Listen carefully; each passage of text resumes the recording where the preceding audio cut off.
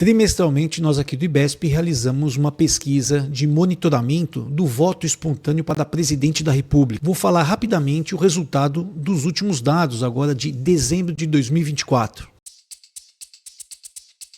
Olá, eu sou Marcelo de Giuseppe, sou cientista social e político e CEO aqui do Instituto IBESP, e hoje eu vou apresentar para vocês o resultado da pesquisa de voto espontâneo para presidente da República. Antes de tudo, eu quero deixar muito bem claro que o IBESP nós somos contra a divulgação de pesquisas eleitorais. Por isso que esse estudo você só tem acesso comigo falando, com a minha pessoa aqui falando, explicando para vocês dentro da nossa plataforma ou no aplicativo ou no nosso canal de YouTube.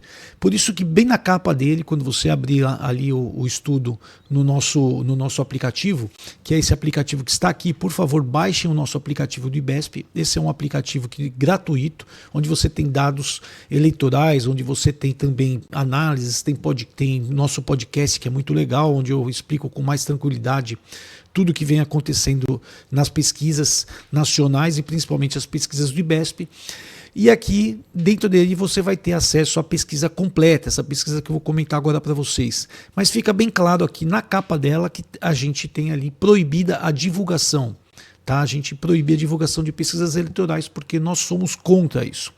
O que eu peço a atenção de vocês é que eu acho que é um estudo que a gente pode ter um pouco mais de tranquilidade para falar. O primeiro ponto, qual é a diferença entre voto espontâneo e voto estimulado? O voto espontâneo é o voto que vem à cabeça do eleitor. Você faz a pergunta, se a eleição fosse hoje, em quem você votaria para presidente? O eleitor fala o nome que ele quiser. Às vezes sai nome de pessoas que já não estão mais na política, de políticos falecidos. Sai um nome, por exemplo, eu voto num candidato que torce para o time tal. Sai tudo. E a gente tem que aceitar o que o eleitor fala. E o voto estimulado não. O voto estimulado você entrega um disco na mão do eleitor e o eleitor escolhe. Você estimula ele entre vários candidatos ali, entre aqueles candidatos, a escolher um.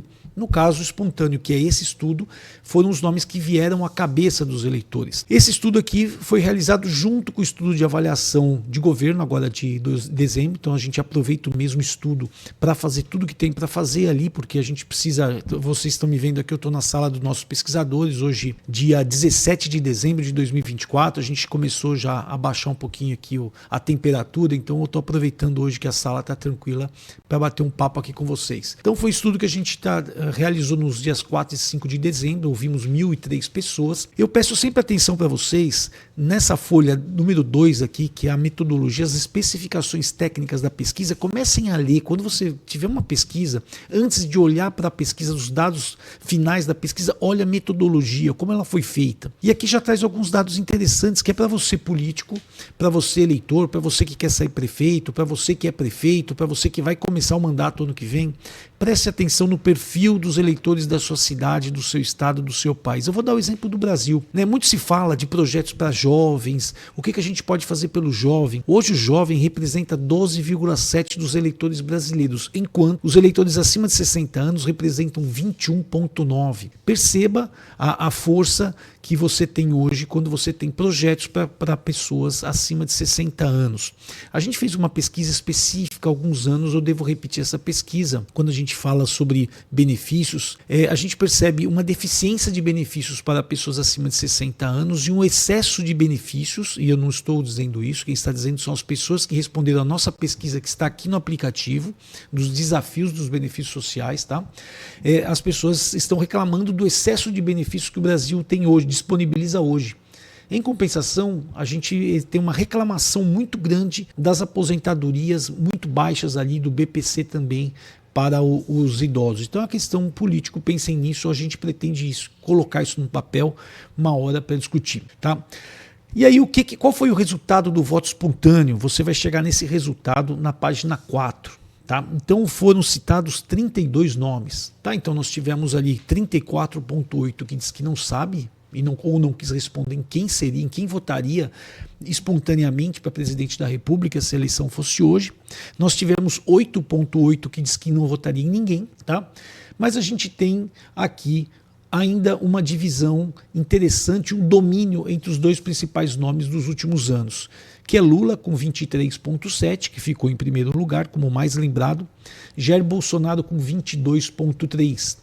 E depois nós temos vários nomes. Um exercício que eu já fiz aqui, mas aqui eu não quero fazer porque você pode me interpretar de uma forma e eu não quero que isso aconteça. O nosso intuito aqui é sempre educativo, é explicar a pesquisa, é bater um papo sobre a pesquisa, expor nossa pesquisa para que vocês entendam, tá? Mas aqui você pode fazer o exercício aí, pega essa pesquisa, esse gráfico em barras da página 4, separe os candidatos mais à direita, tá? Ou bolsonaristas. Aqui a gente teve, por exemplo, Jair Bolsonaro citado em terceiro, tá? O Tarcísio de Freitas, o governador do estado de São Paulo. Nós também temos ali Nicolas Ferreira, que é o deputado de Minas Gerais. Nós também temos Michele Bolsonaro. Você pode juntar num grupo aqui, esse grupo que você pode considerar mais à direita, conservadores. Você pode juntar um grupo ali mais de centro e você pode juntar um grupo mais à esquerda. Por exemplo, Lula, depois Fernando Haddad foi o segundo player aqui mais à esquerda, com 0,8%. Você tem Ciro Gomes, que você pode colocar onde você acha que cabe mais para você. Para mim, isso aqui é uma coisa interessante, para mim, eu tenho uma divisão diferenciada ideológica do Brasil. Tá? Eu tenho uma divisão de conservadores, de progressistas, e aqui depois eu tenho o liberal, que tem uma visão mais progressista. Tá? Então, aqui você tem que tomar esse cuidado da divisão, mas fique à vontade, faça a sua divisão para você entender hoje como o Brasil está. Tá? Será que o Brasil está um pouquinho mais à direita que à esquerda e o centro realmente não teve um crescimento ainda? Né? O que a gente percebe é que esse grande domínio de Lula e Jair Bolsonaro. E aí na página 5 você vai perceber que esse domínio ele não é de agora. Tá? Então desde setembro de 2023 a gente vem monitorando sempre os dois políticos somados, tá? Eles ficam ali próximo de 50%. Às vezes passando 50% dos votos espontâneos, votos de lembrança. Então quando você pega setembro de 2023, o Bolsonaro estava um pouquinho, meio ponto na frente ali do Lula. Aí quando você chega em dezembro de 2023, e eu já falei na avaliação de governo, se você não viu, dá uma olhadinha lá, dá uma olhadinha no nosso canal do YouTube ali, o que eu falei sobre as avaliações que ocorrem no mês de dezembro, tá? Quando eu fiz essa análise. Em dezembro de 2023, o Lula abriu 5,5 pontos percentuais na frente do Bolsonaro, com 25,5 contra 20. Quando chegou em março, que nós tivemos uma crise ali de alimentos, onde a avaliação do Lula também teve um reflexo, tá? Do governo Lula teve um reflexo, novamente o Bolsonaro passou, mas ficou 0,1 pontos na frente. Quando chegou em junho, houve uma queda do Bolsonaro, e aí a gente tem que fazer o seguinte, é um outro exercício. Vai lá e dá uma olhadinha, o que aconteceu em junho para ter essa queda do Bolsonaro, né? Às vezes aconteceu alguma coisa e a gente não prestou atenção, mas que refletiu no voto de lembrança dele. Quando a gente chegou em setembro de 2024, o Bolsonaro cresceu bastante novamente e grudou no Lula.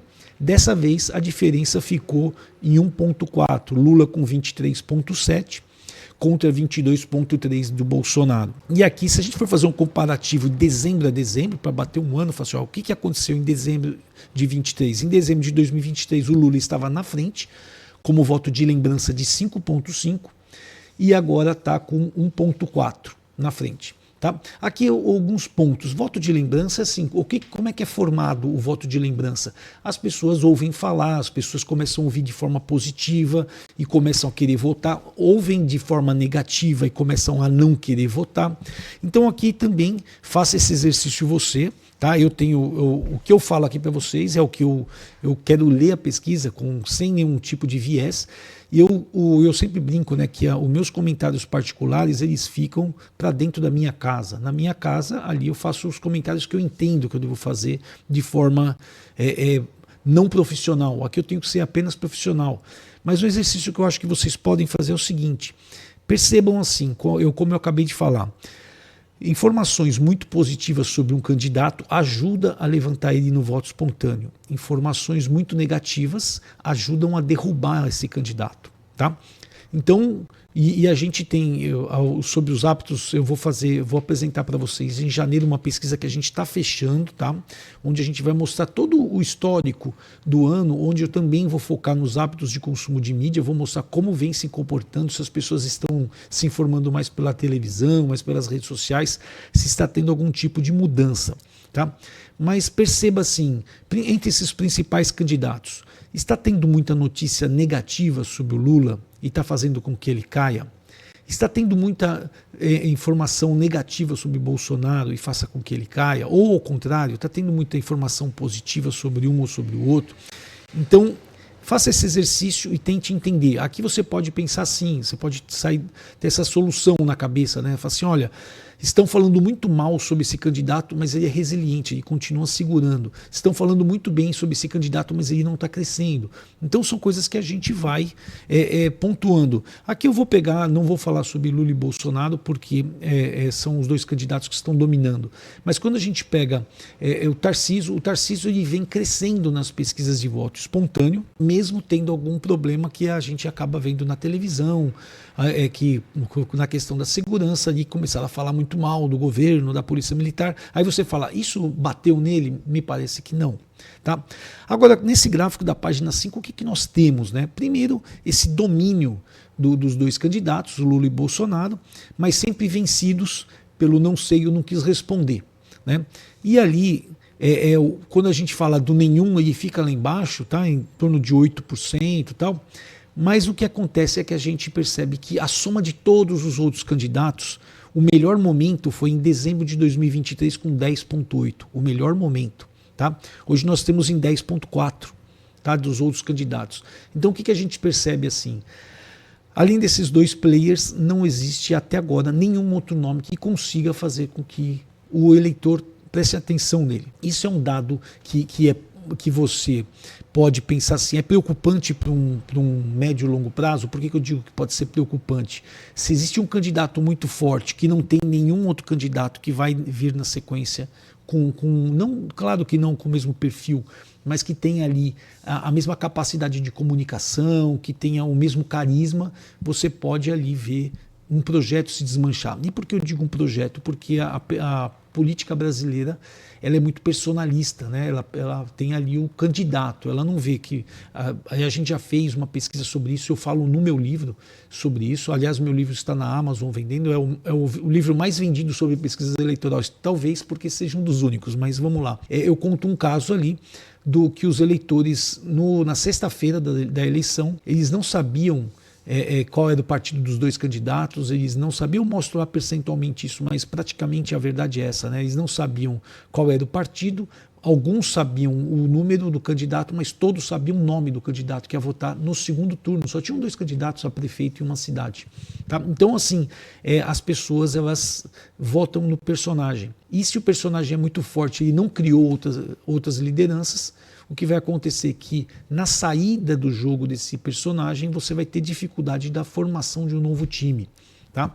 Isso vale principalmente para esses dois candidatos aqui, Lula e Bolsonaro, que como a gente pode perceber, são dois candidatos muito personalistas. Quando a gente olha no mapa, tá? A gente na página 6, a gente mostra o mapa, quem venceu em cada região. Então, o Bolsonaro ele ganha, ele é o mais lembrado na região norte, é mais lembrado na região centro-oeste, sudeste e sul. Eu quero falar sobre alguns estados do norte rapidamente aqui, que a gente já detectou isso em estudos. Roraima, Acre, por exemplo, Rondônia. O que aconteceu, a gente percebe que esses países, esses estados, têm hoje uma atração muito grande pelo voto em Bolsonaro comparado ao Lula. E a gente percebeu que são muitas pessoas que migraram para lá, principalmente do sul do Brasil. Me parece, eu não estou dizendo que isso aí seja uma verdade aqui, mas assim me parece isso de acordo com as pesquisas que eu li agora nas eleições municipais. A gente sempre mede isso, né? A força de personagens políticos para ver se vale a pena a conexão ou se não vale a pena a conexão. E me parece que era isso. E já na região Nordeste, o Lula vence. Tá? É o mais lembrado. A gente percebe que nas regiões Nordeste, Sudeste e Sul, Bolsonaro tem uma lembrança menor. Tá? Quando a gente chega aqui, fica ali entre 0,1% a 25%. Já na região Norte e Nordeste, a lembrança dele fica entre 25% e 50%. Na página 8, a gente vai ver o mapa do Lula. Ele tem 25% a 50% Nordeste e Norte, e nas outras três regiões, Centro-Oeste, Sudeste e Sul, fica de 0,1% até 25%. Depois a gente mostra todos os nomes citados, lembrados por regiões. Tá?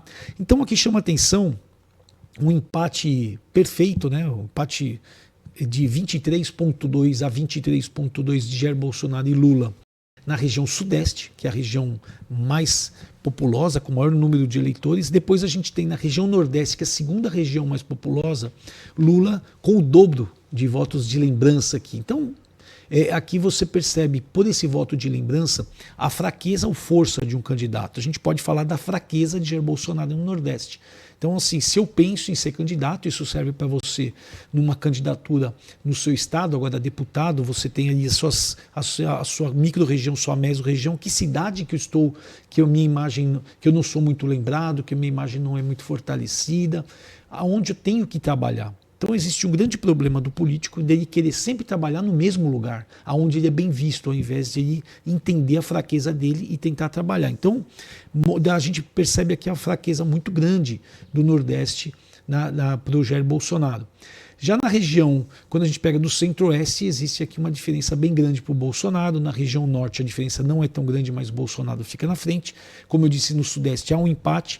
E na região Sul é onde o Bolsonaro tem a maior diferença com o Lula. E aqui também serve para o Lula a questão da fraqueza no Sul. Quer dizer, o governo precisa entender, a presidente Lula precisa entender por que a minha fraqueza lá, o que as pessoas querem que eu não consigo atender, qual é a imagem que eu tenho ali, o que eu preciso fazer para mudar a minha imagem. Só que aí nós temos alguns problemas quando a gente fala desses dois personagens, né? A imagem deles, às vezes, que não é real, né, mas ela já foi plasmada. Então você tem, o eleitor ele forma uma imagem de um político que às vezes não é a verdade, não é perfeita essa imagem dele, mas que já está plasmada e é difícil você mudar essa imagem. Tá? Então, mas merece aqui uma atenção dos dois candidatos. Bolsonaro mais lembrado pelos homens, Lula pelas mulheres, isso aqui não muda, tá? A gente monitora sempre esses candidatos aqui, a gente percebe que existe uma fraqueza do Lula entre os homens, existe uma fraqueza do Bolsonaro entre as mulheres. Quando a gente pega jovens, a fraqueza do Bolsonaro é muito grande, então por que não existe conexão do Bolsonaro com o Lula? Apesar de que a faixa, como eu disse para vocês, representa apenas 12,1% dos eleitores. Mas aí quando você pega de 25 a 34, 35 a 44, já começa aquela população economicamente ativa, as pessoas começam a votar no Bolsonaro, e também 45 a 59. Já quando chega acima de 60 anos, a diferença de Lula, em favor de Lula contra Bolsonaro, é muito grande. Então existe ali um carinho muito grande das pessoas mais velhas, acima de 60 anos, com Lula em detrimento a Bolsonaro. Por quê? O que os mais velhos enxergam em Lula que não enxergam em Bolsonaro? Isso aqui é importante os candidatos entenderem, né? Tanto Lula como Bolsonaro, né? Porque assim, ó, se eu entendo que eu sou forte aqui, eu preciso continuar forte aqui. Agora, se eu entendo que eu sou fraco, por que eu sou fraco aqui? O que eu percebo, assim, existe uma dificuldade do político em aceitar suas fraquezas, entender suas fraquezas e tentar melhorar suas fraquezas. Isso aqui é uma coisa que eu lido há 30 anos, todo dia, é a mesma coisa.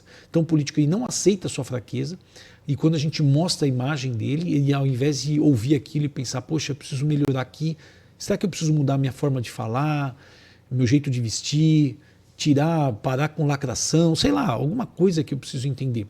Poucos são os políticos, e aqui isso eu falo com dor no coração, porque eu lido com políticos todo dia, né?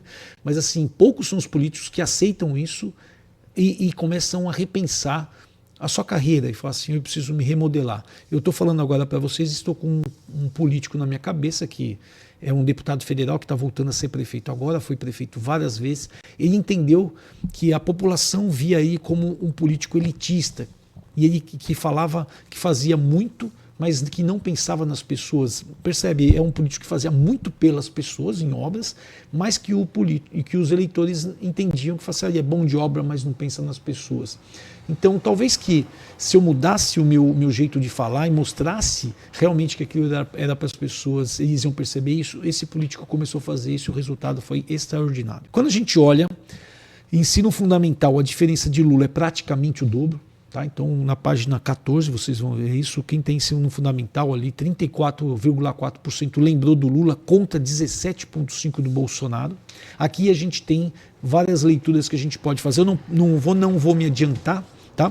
Mas às vezes a forma que as pessoas se informam, por onde elas se informam, ajuda o Lula, ou pode ser a forma de conexão, a forma dele falar, a simplicidade, alguma coisa pode ter. Quando a gente fala de ensino médio, Jair Bolsonaro fica praticamente 10 pontos na frente, e quando vai para o ensino superior, Bolsonaro fica na frente, mas menos. Tá? Um pouquinho menos, só fica ali com 1,7 na frente. Quando a gente fala de religião, enquanto Lula fica na frente de Jair Bolsonaro, os evangélicos votam mais em Bolsonaro. Quando a gente fala do nosso índice criado aqui pelo IBESP, que é o IDG, que está na página 17, que é o Índice de Dependência Governamental, eu explico isso lá na metodologia, mas eu faço sempre questão de explicar. É um índice que nós criamos para entender o nível de envolvimento e dependência que as pessoas têm do governo, porque foi a forma que nós encontramos mais sincera e real de entender qual é o nível econômico das pessoas. Porque quando você pergunta a renda, elas podem fugir da verdade. Quando você faz um questionário muito grande, que foi criado, que são os critérios para entender isso, é um questionário com quase 20 questões, mesmo assim também eu não entendo que seja perfeito. Então eu falei, eu vou criar o meu modelo, onde eu entendo se a pessoa depende do social do governo, se depende da saúde, se depende da educação, e ali eu faço assim, ok, esse cara, como ele depende mais, certamente ele tem um nível econômico menor. Tá? Então quem tem baixa dependência do governo, ou seja, a pessoa que tem convênio médico, que não tem nenhum tipo de benefício, vota mais em Bolsonaro, tá? Fica 22-5 a 14-2. Quando você pega o média dependência, que ela tem algum tipo de dependência, mas não total, aí vota mais no Lula, 24,5 contra 20,6. Agora, quando você pega o autodependente, aquele cara que tem Bolsa Família, ou BPC, ou depende da saúde e da educação, aí a diferença do Lula é muito grande. Então percebe-se uma dificuldade do Bolsonaro conversar com as pessoas mais simples, mais pobres. Tá? Então o Lula tem 40,6 contra 26,2 do Bolsonaro. Aí quando a gente pega eleitor, aqui é interessante, a gente sempre faz essa divisão, mas assim, quem votou em Bolsonaro no primeiro turno, 49,1 votaria no Bolsonaro de novo, votou por lembrança, e logo depois em Tarcísio com 6,9.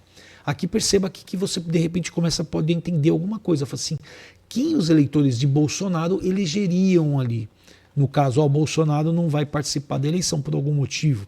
Então, o Tarcísio, mas logo depois vem Pablo Marçal, que não seria um bolsonarista, vem Ronaldo Caiado, candidato à direita, tal. E aparece Lula. Aqui tem uma coisa interessante que eu queria falar. Às vezes as pessoas falavam assim na campanha presidencial de 2022, do primeiro turno, né? A gente perguntava, quem você vai votar? E falava, no Bolsonaro. E se o Bolsonaro não puder concorrer? Quem seria a sua segunda opção? Algumas pessoas falavam Lula. E isso aconteceu ao contrário, votava em Lula na primeira opção e Bolsonaro na segunda. As pessoas não acreditavam, falavam, não é possível, como pode? Porque o político e as pessoas mais politizadas, elas não entendem a cabeça do eleitor médio, do eleitor brasileiro. Né? Então elas acham que as pessoas pensam como elas, mas não é bem assim. Tá? Então, eleitores de Jair Bolsonaro, 49,1 votam em Jair Bolsonaro, mas 0,6 votariam em Lula agora para presidente. No segundo turno, quem votou em Lula, 55,4 vota em Lula, mas aparece Bolsonaro com 1,3 aqui. Tá? Então, olha que interessante. E quem seria ali o segundo candidato que votou no Lula? Se o Lula não puder participar por algum motivo, eu não quero participar, quem seria, na lembrança das pessoas, quem aparece em segundo lugar é o ministro da Economia, o Fernando Haddad. Quem não foi votar, quem fala que não fui votar no segundo turno da eleição, aí fica Jair Bolsonaro na frente de Lula, com 10,3 contra 7,8. Na página 19, a gente tem ali aquela pessoa que falou que anulou o voto. Tá? Então, quando a gente pega aqui anulou o voto, você vê, em primeiro lugar, Tarcísio com 6, depois Jair Bolsonaro com 2,9 e Lula com 2,4. Quando você fala aquele cara que fala assim, não sei, eu não quero responder em quem eu votei no segundo turno da eleição, aí fica o Lula na frente e depois não aparece Jair Bolsonaro. Então aqui assim, você pode ter várias teorias aqui. Tá? A primeira teoria é aquela pessoa que não foi votar, que votaria mais no Jair Bolsonaro, ou seja, a abstenção atrapalhou o Bolsonaro na eleição. Você pode ter essa leitura, tá? Como você pode ter também que aquela pessoa do nulo e o branco, que hoje votam mais no Tarcísio, ela não tem interesse nos dois, não tinha realmente interesse nos dois candidatos, ela busca por um outro nome, uma outra opção. E aqueles eleitores que não quiseram responder, eu falo, não sei, votando bastante no Lula, ou seja, tem gente que votou no Lula que talvez agora não quer falar que votou no Lula, pode ser também. Essas elucubrações, você pode pensar aí, tá? Eu não vou indicar nada, o que eu estou dizendo para você é só ler com calma. E aí a gente tem um estudo que eu falo sempre para vocês que é importantíssimo, é entender os hábitos de consumo de mídia, como as pessoas se informam, para entender como elas se comportam para governo, para eleições, para tudo. Isso é importantíssimo porque a mídia, ela de alguma forma te empurra para algum canto. Você não percebe, mas a gente já fez estudos sobre isso em uma cidade, em uma região, que é a minha região aqui de Santos, com 9 cidades, e a gente ficou monitorando o que era falado no principal canal de TV, e a gente colocava positivo, negativo ou neutro, a reportagem. E no final das contas, a gente chegou em uma certa cidade que ela tinha das pautas, quase 70% das pautas eram negativas, falando sobre assalto, falando sobre um monte de coisa, sobre problemas de limpeza urbana, coleta de lixo e tal. O que acontece? E aí você tinha o tempo também.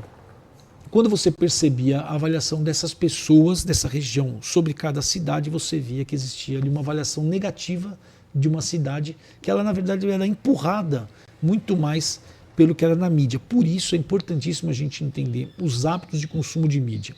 E aqui, quando a gente fala de voto, continua alguma coisa que a gente sempre manteve aqui, quem vota, quem se informa pela TV, majoritariamente pela TV, vota mais no Lula que no Jair Bolsonaro, praticamente o dobro.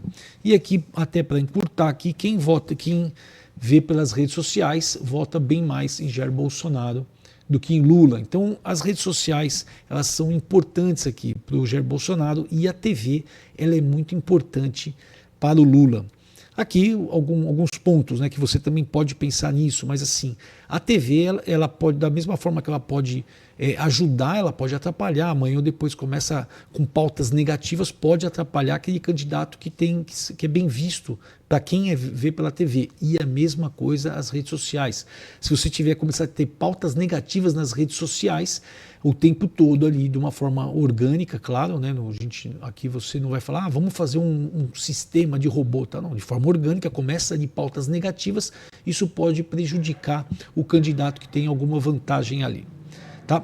Então eu peço para vocês aqui dar uma olhadinha, baixe o nosso aplicativo que está aqui para ter acesso a toda essa pesquisa que eu estou comentando aqui, faça as suas ideias ali, tire as suas ideias do que você está vendo, de repente são ideias diferentes da minha, e também você, se você quiser bater um papo comigo, tá? Você aqui no QR Code abaixo aqui, você tem aqui o zap aqui do IBESP, onde você pode falar diretamente toda semana. Semanalmente a gente abre uma reunião por semana aqui, por dia, para a gente bater um papo com você que tem algum interesse, você trabalha numa gestão pública e quer entender mais, fala assim, Marcelo, eu queria entender mais a metodologia. O que é a nossa metodologia? Eu vou pedir para ser colocado aqui no mapa, principalmente o que nós fazemos, o grande diferencial do IBESP em relação a todos os outros institutos, e eu falo isso de forma respeitosa, mas é um diferencial real nosso que a gente já tem desde o início do IBESP, é que nós fazemos uma pesquisa ouvindo praticamente a cidade inteira, dividindo a cidade, colocando em um mapa, dividindo a cidade no mapa ali, para mostrar para uma gestão pública aonde eu preciso melhorar, o que eu preciso fazer em cada uma dessas regiões para melhorar a minha avaliação, para melhorar o meu voto, para melhorar a minha imagem, tudo isso. Então a gente sempre, além do estudo, seu estudo muito completo, a gente sempre expõe mapas. Mas aqui, fique à vontade de bater um papo comigo pelo zap que está aqui embaixo. Eu vou fazer questão de bater um papo com você. A gente marca uma reuniãozinha, claro que a gente vai entrar em férias coletivas, mas a gente já agenda para depois bater um papo. Principalmente para você que está começando uma gestão, agora no início de 2025, uma gestão municipal, e principalmente também para você, candidatos a deputado, a senado, que é importantíssimo você, a partir de 2025, já começar um planejamento para chegar em 2026 de uma forma muito mais fortalecida, ok?